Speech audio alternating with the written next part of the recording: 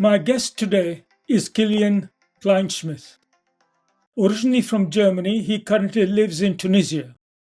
His bio reads like a romp through the world's most troubled spots, his 30-year career having taken him to some 20 countries across Europe, Africa, and Asia.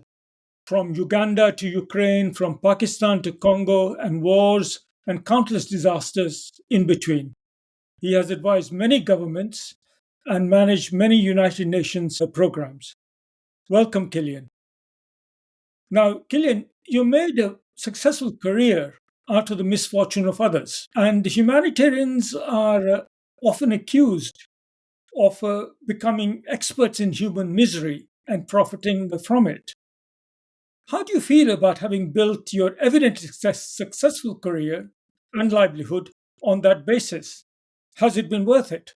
Well, thank you. Thank you, Mukesh, for having me. And I think this is really a very relevant question because I left the system, I left the humanitarian disaster world about 10 years ago on my free will because I exactly didn't feel comfortable anymore. I didn't feel comfortable with what I felt had become sort of the yes, there is another emergency, and yes, let's rush supplies and our people and our teams and put our flag there first, and in competition between agencies, organizations, volunteers, God knows who. So, what we call today the humanitarian industry. So I must say, yes, I definitely sort of feel not guilty, but I feel that I've been part of something what had lost its soul over the years. And all that sort of transformed into a highly bureaucratic, actually transactional system where it's about caseloads, budgets, and spending authorities, Now, etc. you used a very interesting phrase, your soul. And I'm sure you must have been heartbroken at many times observing and being part of circumstances. And you and I have served in the same countries, and I think we share a lot in common. What do you do when your soul is shattered to keep the faith and keep going? Well, there's always that sort of element. I'm saying, yes, I still make a difference. And I would like to recall one of my most, I would say, tricky, difficult, and frustrating missions, which was in 1997 being sent to what was then still Zaire, Eastern Zaire, with a mission to find and do something, rescue about 100,000 refugees from Rwanda in the rainforest. Now, realizing that these people had been, in fact, the ones who had perpetrated the genocide. And in fact, many of them were to be judged in tribunals and as basically mass murderers. And of course, it was together with their families and sort of standing there in the rainforest. And out of the roughly 100,000 people, I can say about 25,000 have been basically killed in front of us. And there was one of these situations where, well, you have a humanitarian thrust. You are there because that's your mission, yet you're failing in completely doing what you're supposed to do, saving lives. In the same time, you're facing people you actually believe they are criminals and have to be brought to international justice and to the justice of their country. So we couldn't do it. We couldn't do it right, and we couldn't do it wrong. So we just did our job as humanitarians. Yet these images from those days will never go away from my worst nightmares. That was horror. Now, Killian, you spent a huge part of your professional life tackling the issues of migration, forced displacement, refugees, running camps, providing refugee support services in many countries around the world.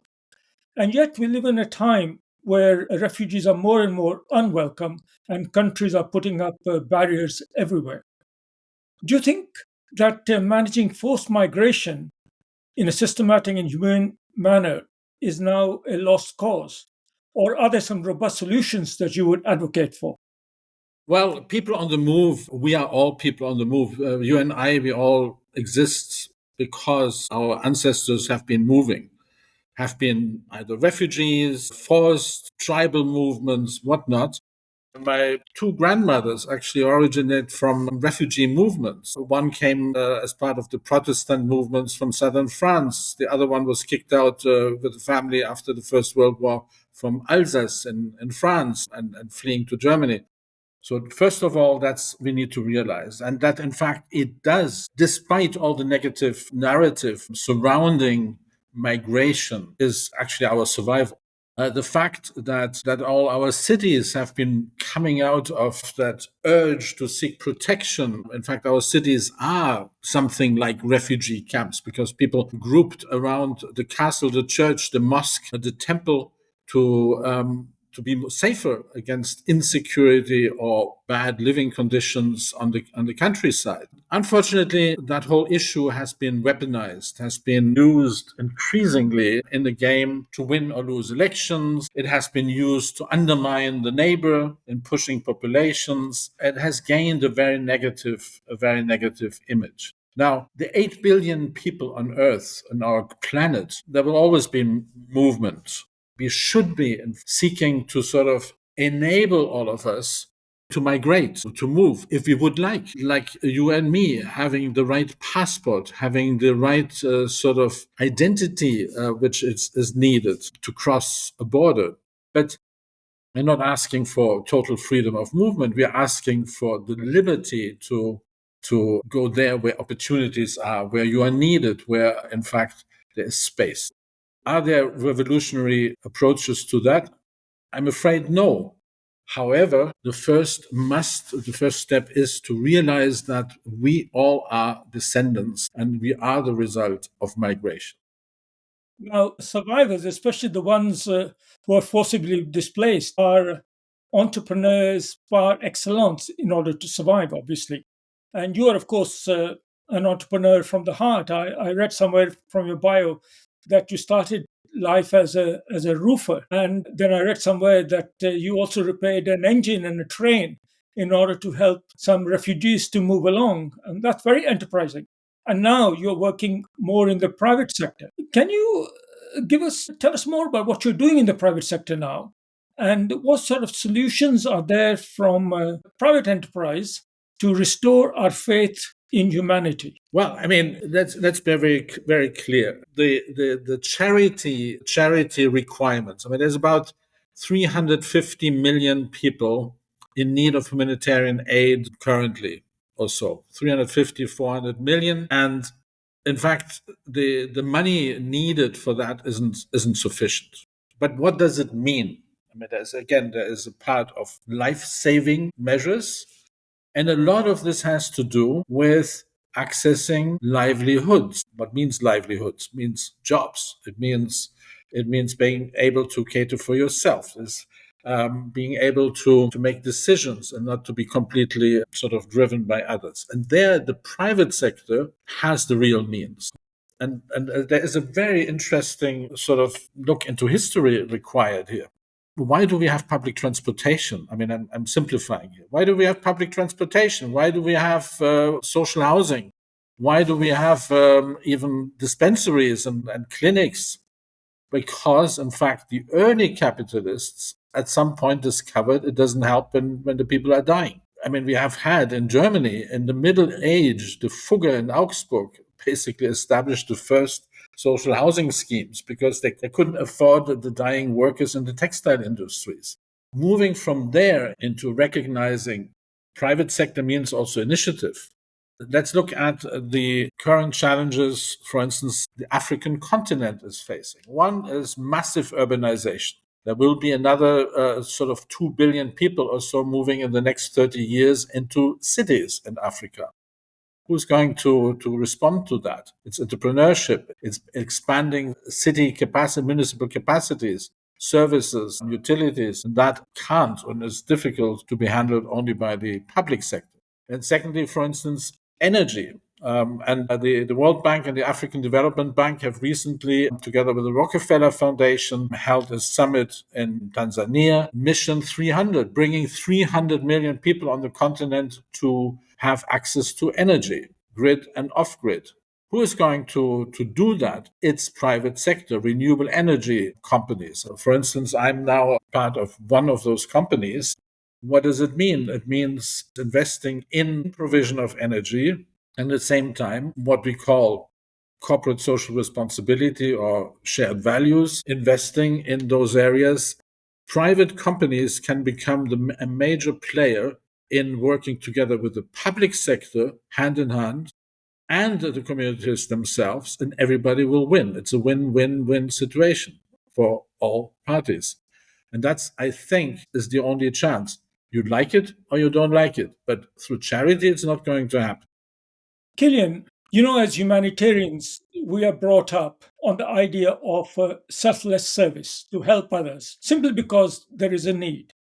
But today we live in a very difficult world where people are suffering all over the place, including in rich countries. So, how would you convince someone who says, look, I've got a family to feed, I'm losing my job, inflation is going up, and why should I help strangers in a foreign land when I myself are suffering, my children are suffering? Why should I care for others? Well, I think it has become actually easier to defend that point because all of us can be hit by an emergency at any moment these days. We have seen horrible images of fires, of floods, of people drowning in Spain, flooding in civilized, highly developed environments, and suddenly you see thousands of cars floating around. I remember having been part of an initiative in Austria where I lived for a while, pushing for sort of preparedness and an initiative on climate change activities and prevention. And people were saying, but this is never going to happen to us. And of course it did happen, and floods and other disasters struck them. So it can hit me at any moment. That's the number one. And I will require solidarity, empathy, and support at that very moment. Now, I do agree that we can sort of reassure people and saying, well, yes, that's about emergency life-saving support and putting people back on their feet so that they can carry on with their lives and restart a life. However, in the long term, there is other things which have to be put in place. So it's not your tax dollars which are going to be put, or euros, which are going to be put in some far-flung area somewhere else on the planet. But here, yes, let's work on exchange. And I would like to give you, and maybe it's not humanitarian in this sense, but it gives you an idea of what we can do today. I mean, we have technology. It's amazing. I happen to work in a little village and live in a little village in southern Tunisia, abandoned village with cave dwellings and really very primitive in the desert, arid areas. And it's fantastic. It's an environment brilliant for all sorts of activities, but it's not used, it's not utilized. And at some point, I connected that village with a business school in the Netherlands and Belgium. And there were suddenly students, business students, zooming in on that Berber village in southern Tunisia, looking at it and initially saying, my God, well, there's nothing. And as they were deep diving into that little village, they became fascinated and they saw all the opportunities and came up with a fantastic business plan of how that village could actually develop into something else. And it didn't need that much. And here again, we're talking about that fascinating capacities we would have and can have today of connecting such places, the unseen places on earth, with there where we have maybe already learned, we have made experiences, best practice, worst practice. We bring that together and it's a collective effort and everybody again will enjoy it. These business students enjoy it. Now, all what would it need is a little trigger to move them to the next stage. That's what we were trying. And then unfortunately, the initial financing was difficult to obtain. But that's how it should go. So, creating, I think you put it well. I think it's our challenge is to create that mutual sense of belonging and mutual empathy because all of us are in one common boat. And we can help each other because if we don't help the others today, perhaps tomorrow, when we need help, there may be no one there to help us. So, Kylian, it's really heartwarming, isn't it, that despite the cynical times we live in, actually humanitarianism is far from dead. The spirit of humanitarianism, the desire to help another in distress, is alive and well, beating in hearts and minds around the world. And the question then is how to organize that in an efficient way without taking away the individual's agency to do good wherever they are, in whatever way they can find the satisfaction and ability to reach out to others. There are many ways of doing this. Yes, I do agree. I think that unfortunately, most of us are still believing in that concept of sharing. Most of us haven't lost it, despite being under attack for being sort of naive and whatever by, let's say, evil forces who are trying to stop that. The narratives which are against the poor, narratives against the migrants, narratives against people. But I think most of us will always share. But yes, we want to share in a different way. Why should we still share after the Second World War with the care packages which were distributed in Europe? And that was basically the beginning of that modern humanitarian aid as we know it. Cash transfers have become something which has been worked on extensively. But I mean, I remember in Pakistan in 2009 and 2010, when I served there, the government of Pakistan actually, during a major crisis, introduced, with my sort of personal help, the first cash transfers and using debit cards. That was much more useful than providing aid in kind because people run into debt when they get displaced and in trouble, spending a lot of money. At that time, 400,000 or so families were helped with cash debit cards loaded with $300 by the government of Pakistan. Super efficient. A year later, the biggest floods, the first, let's say, big climate crisis hit over 10 million people in Pakistan, and 1.5 million families needed support. Again, 1.5 million families received debit cards. Now, the humanitarian systems didn't like it. I was deputy special envoy at the time to Pakistan for assistance, but and I said that's fantastic. But the humanitarian world said no, it's bad. There's no accountability. But people were happy because they could take care of themselves. I mean, would they buy a tent? No, there were maybe a piece of plastic sheet in the shop. Yes, there were families cut off from any, let's say, commercial systems, but that was only a smaller portion. So, I mean, there are ways of doing this differently. It has been tried as well in terms of poverty reduction. It has been tried. Cash transfers is one way. People feel maybe more comfortable with some of that.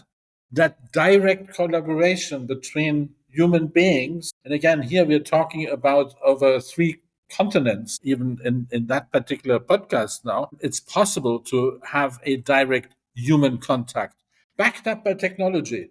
The technology is not all. And that's the beauty of tailoring it to the way of how I want to contribute. I can contribute with knowledge. I can contribute with money. I can contribute with some extra items I have, which I put into some pipeline I trust. So all of that is very doable in a very interconnected world. And let's use that in an intelligent way. But it's not only about money. It's a lot about knowledge for people who help you to tie up your project. When you try to set up a business somewhere in Chad or whatever, in Western Sahara or wherever, you can find someone who will help and do your business plan.